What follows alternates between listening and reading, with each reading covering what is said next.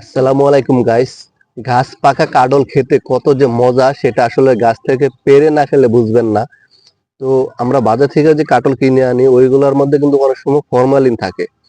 তো তারা পেড়ে হয়তো মেডিসিন দেয়, নহলে শিক মারে, এগুলো মাইরা তারপর বাজারে বিক্রি করে। তো ডাইরেক্ট গাছ থেকে যদি পাইরা খাইন ওইটা কিন্তু অনেক মজা পাইবেন, ঠিক আছে? তো আঙ্গুর গাছ আছে, একটা গাছই আমাদের। তো গাছটা আমি একটা কাটল পারবো, আঙ্গুর একটা কাটল পাকছে। তো আমি এখন পারবো। তো দেখেন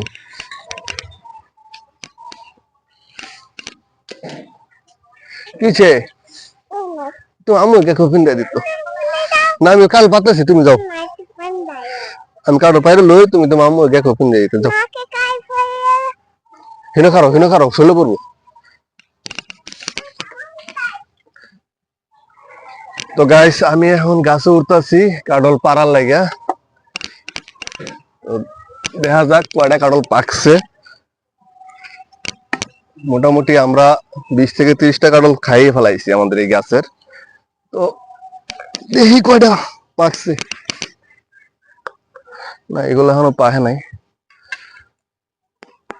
পাকছে ভাগ্যে একটা আছে, দেখা যায় একটা পাকছে উপরে, দেখি।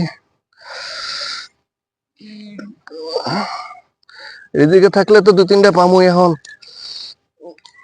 বাসাত মেহমান আছে না। গাইস একটা আছে। তো আমি এটা পাইরা নিচে নামতাছি।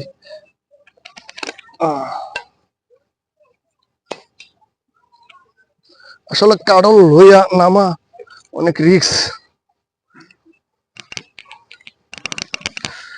গাছ আবার ঝুপঝাপটাই ভরা।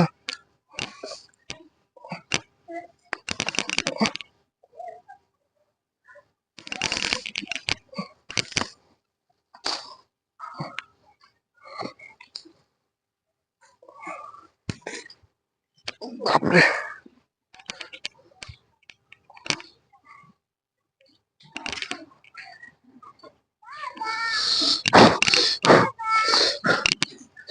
এই যে গাইস কাডল।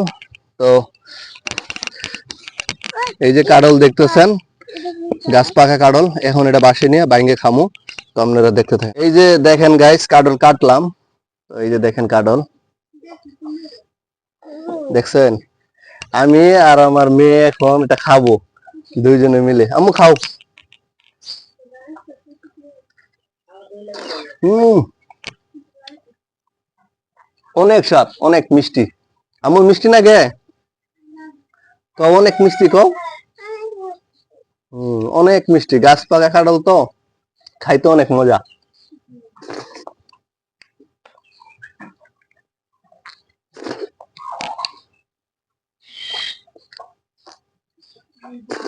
হম, সেই স্বাদ গাইস।